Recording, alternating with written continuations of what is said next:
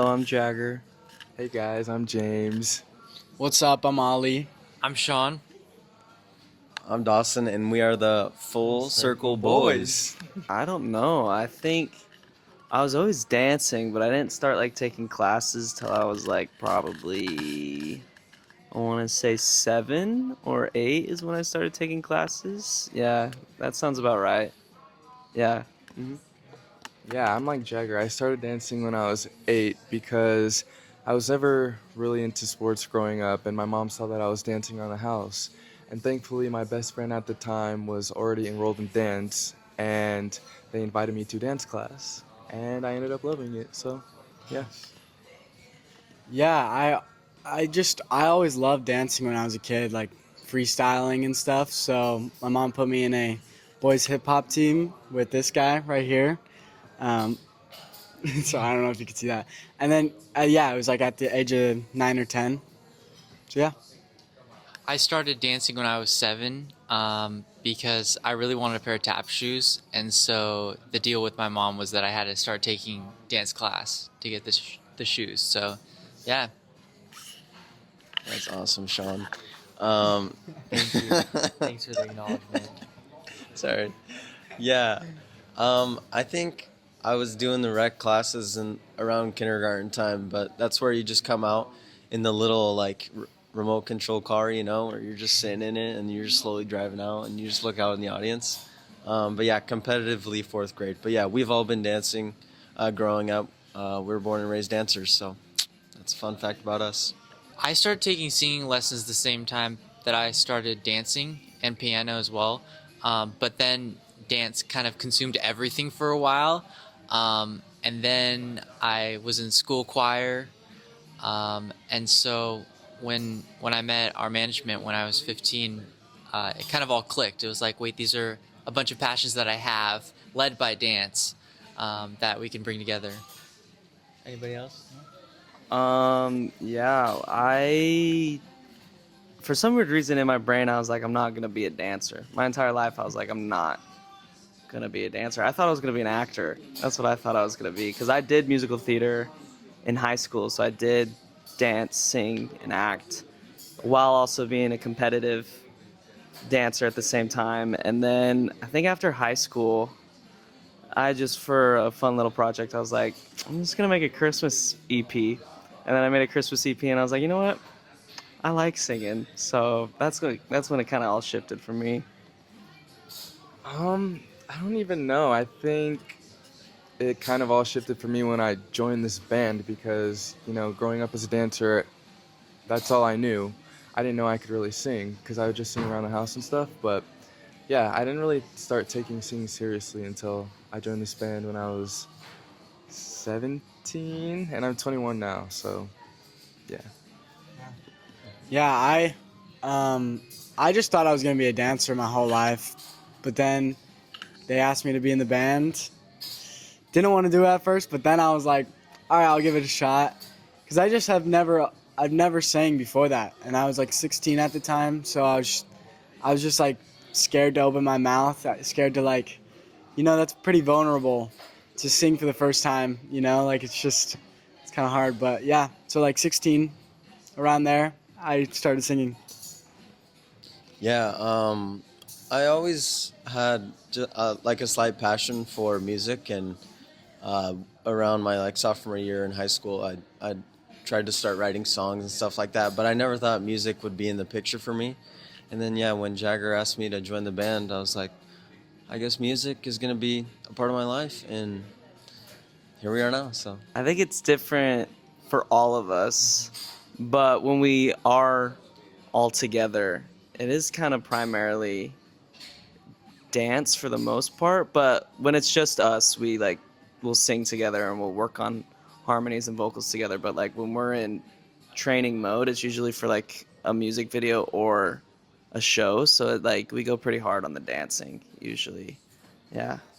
yeah, we did have a period last year where we were stuck at home for a little bit, and we sang a lot, just trying to get all the harmonies and everything down as a group. So yeah.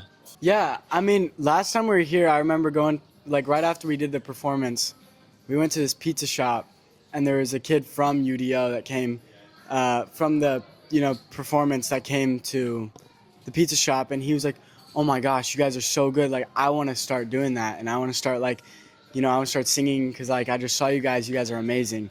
So it just feels so good, like that our art is rubbing off on other people, and it's so cool to see. I think if you look back at the origins of K-pop, it stemmed from the Backstreet Boys and NSYNC era of bands, and that's where they drew their inspiration from. And then obviously they built their methodology on top of that. But for us with training, luckily our creative director and choreographer, his name's Keone Madrid, and he's responsible for a lot of the big K-pop things. He choreographed for BTS, and yeah, so I think sometimes people will comment that being like, wait, you guys look like maybe you're K-pop, because we are inspired by K-pop, but there's nothing, I mean, none of us are Korean. We're not under a Korean label. So, yeah, I think it's just like sparking whatever this new generation of a Western boy group can be, especially in a market ruled by K-pop groups. It is at first when we all started doing this. It is a little weird seeing yourself on camera and seeing yourself in the music video, just because you're like, I never thought that would be me one day, like up on the big screen doing what I love. And then when you see it and you get to be a part of it, it's like, this is what it's all about, and you feel such a gratitude for being able to do what you love. Yeah, especially like being the main focus as well, because I feel like as dancers, our main goal is usually to become like a backup dancer. So like being in the limelight is it's crazy. Also, we just never know what it's gonna look like. Like our shoots, we don't like have long shoots. We're pretty like, okay, once you got it done, let's move on. So like we have no idea what it's gonna look like. So when you see the final product, it's like, one, you're like, oh, thank goodness it looks good, and then you're like, oh wait, we actually kind of killed it. So that's like, that's good to know. Yeah, no, it was cool for the rehearsal process of that, because I remember we went in, and usually the artist doesn't really train with the dancers, like another choreographer or the same choreographer will just have it separate. But we made sure we wanted to go in and rehearse with the dancers, and we wanted to be a part of like their team basically, and and it was all good vibes. Like they were like surprised by it, and we just loved it. It fit. It came full circle for sure. Yeah, working with the M80 video, uh, we worked with the dance crew called Choreo Cookies out of San Diego, and like Ollie said, we did have time in the studio with them. We spent an entire week with them, because not only were we just dancing together, it wasn't like the artists are over here and the dancers are over here. It's like we're doing choreography together, we're doing partnering, so we needed to build that chemistry over the week, and we're like family now. Like we see them all the time, we hang out, they're awesome. We've actually started doing one, and Keone helped us set it up, and we basically go through like a little stretch routine, just kind of warm up our bodies, and then we fill out our bodies just in every area, just moving wise, and then we do like a little dance cipher circle where we just freestyle and watch each other and just appreciate each other's dance moves for a second, and then we do vocal warm-ups, and we say a prayer, and we're ready to head on stage. This is something that we're still definitely working on, because a lot of the times the stages that we perform on are different sizes. Yeah. And usually we practice in a garage, so the space is pretty compact. And usually like when we get on a big stage, we'll have a really hard time like staying tight together, because we want to like take up all this space, like because we're not used to it. But yeah, that's still something that Stay we're working tight. on, That was yeah. like the whole thing of the weekend. Just stay tight, or else we're gonna get way too tired. We always find a way to be super close to the front too, no matter what, no matter how big the stage is or anything. We always end up at the very end of downstage. We love to hog the front. We're like, it's me. Look at me. I'm probably best at hip hop, but my favorite is contemporary. I love doing contemporary. Oh, I think my favorite is contemporary right now, and then yeah, hip hop is like a close second. Yeah. I think I'm best at contemporary, and my favorite is contemporary. My two favorites are tap and musical theater. My two favorites are tap and contemporary. Yeah, no, it's cool because Keone, our choreographer, was also raised in the contemporary world. So like some of his moves does it marries the hip hop kind of genre. So it's cool because some of their moves is like has a little contemporary in it. Um, light feet. Like in hip hop, like so that kind of marries tap as well. So like Yeah. yeah, I mean it all kind of blends together with Yeah. Keone's choreography.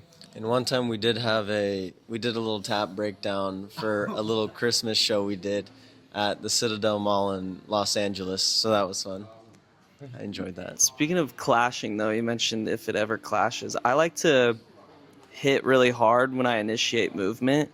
It's not my best thing to do, but Keone told me the other day for M80, our choreo, like a lot of it is very smooth. Like you don't have to initiate right away on at least in the first verse. And he was telling me, he's like, you need to stop hitting everything so hard. You need to chill out. So that clashes sometimes with my own personal style of dance where I like to hit everything really hard. So that's been interesting to work on. Sometimes it's weird though because we're singing and dancing on stage at the same time, and every sound system is different, every stage is different, and right now we aren't performing with in-ears, so it's you don't really hear yourself singing or talking. So that's a weird feeling. And depending on the room size, like the bass can be moving, so sometimes it's hard to stay on time for sure. We just go off of vibes. We're going off vibes right now, no in-ears. Yeah, I mean for me, I remember the person who got me into dance was this guy named Fiction, and I remember watching one of his videos religiously, like every day. But somebody who really inspired me when I was in dance was Sean Liu. He's like an amazing choreographer, amazing dancer. Just he's the whole package. Yeah, for me, definitely. I mean, obviously, Keone Madrid. I remember when we were um, looking for someone to kind of come in and help us, Keone Madrid was at the top of our list, and I think we're all very blessed and grateful that, Crazy, we got him. yeah, Crazy. he's working with us, and he believes in us. I wouldn't be dancing or singing if it wasn't for Michael Jackson or Zac Efron in the High School Musical movies. Shout out Troy Bolton. But as of late in my life, like somebody who really, I grew up with a lot of great dancers that I look up to, and I was very blessed to be around my entire life. So a lot of them. But right now, there's this guy on Choreo Cookies. I don't know his last name, but shout out Andre. Andre is so good at dancing. I've been watching Andre for like 2 years before he was even in M80. He's just so good. His movement quality is so good. So yeah, shout out Andre. All time Michael Jackson, amazing. Currently, I feel like who's really inspiring me and killing it is Jungle. Their dance troupe is amazing, led by Will West. I love him so much. Future collaboration, hopefully. Yeah. Shoot. I'm not gonna lie, I wasn't really looking at a lot of the dance social media when back in the day growing up as a dancer. So I don't know if I had like an inspiration, but I do. But I'll just say like Kent Boyd. He's a teacher at Hollywood Vibe, and he did musical theater, and I just always looked up to him so much because he had so much fun when he danced, and he just had so much passion, and I always looked up to that. So shout out Kent Boyd. Definitely. Social media is pretty much your resume now. It's like people will go and look. And the sad fact is a lot of people base things off of followers now. It's not based off of your movement quality or how good of a dancer you are. So you do have to be a social media like influencer slash dancer in the dance world now because it's all a numbers game. But yeah, it's like a resume now. I feel like we have a very love-hate relationship with social media. I think it's constantly changing social media, so it's hard to figure out. So you never know what's gonna hit and what's gonna stick. But yeah, I think you have to find a good line because there becomes a point when you do start getting numbers and views and all that, that you start posting dancing for the wrong reasons. I think you have to keep doing it because you love it and just posting it because you love it and you want to share your love, not because you want followers or attention or to get that job, even though that's kind of the world we're in right now. Yeah. And we had to kind of sit down all together and draw like a fine line of how we want to be portrayed on social media where it comes to like doing trends and et cetera, et cetera. And we just kind of came to a place where it's like we want to just be known for the artists that we are. And so we try our best to maintain original artist content on our pages just to show people what we are and what we have to offer. Give advice. I would say kind of what I just said. Do it because you love it. Don't like if you love it, opportunities will come. Don't just be doing it to get opportunities, or like don't weigh yourself down. Like don't get in your head about it. Just dance. Just move. That's what you're good at. So just move. I'll say just keep swimming. Just keep swimming. Anyways, yeah. Yeah. I don't think I need to explain it. Yeah. Maybe mine is just to like keep on getting inspired by new things. You know, find new artists you like, new dancers, new dance styles. You know, just to keep looking for that. You know, like what grabs your attention, and yeah. I would say be your biggest supporter, and don't close your own doors, you know. And for me, that meant growing up, I saw myself as a dancer, and that was it. All I am is I just dance. And I'm actually really passionate about music, and I'm really passionate about songwriting. And so I would just implore dancers to seek out all the things that they could potentially be inspired by, and that I feel like that, if that makes sense. Yeah, it does. Yeah, I'm kind of along the same lines as Sean. I would just tell all the dancers to expand your talents. Don't just stay in the dance realm, but look into singing because you never know when you might need to use it. Look into all arts because I truly believe like when you have all these arts and these talents, it'll uplift your dancing because you have a greater knowledge of all the arts. So, yeah. Like a true dance teacher who lies when they say one more time. You're gonna give one more. Question. Yeah. This is quick fire, real quick. Yeah. Just jump in. Okay, so first of all, Keep it going. who in the group picks up the choreography the fastest? Sean or Jagger? Yeah, these two. Who's the biggest joker in the group? Depends on the day. Probably- But probably Doss. Probably me. Who is the first on the dance floor if you're just on the night out or having like an after party? Dawson. Me. What song gets you all ready and in the mood to dance? Like, what's your go-to jam? Ooh. Rockstar. Oh, yeah. It's about drive. It's about power. We stay hungry. Anyways, yeah. I don't know. Anyways, yeah. I was gonna say this is not like I don't know if this is actually it, but there was one time when we were performing in New York, we turned on "All Right" by Kendrick Lamar, and we were just getting really lit backstage. We were getting really hyped. So I don't think it's that song, but that's just a memory of a time we turned on a song and everybody was getting hyped to go out. Sometimes I'll just like sing like DJ Khaled. What? All I do is Yeah, I was gonna say, that's what we were singing yesterday. Yeah, Got money on my mind, it ain't We're doing it in never opera going up. too. Yeah. All I do is win, no matter what. Got money on my mind. Yeah.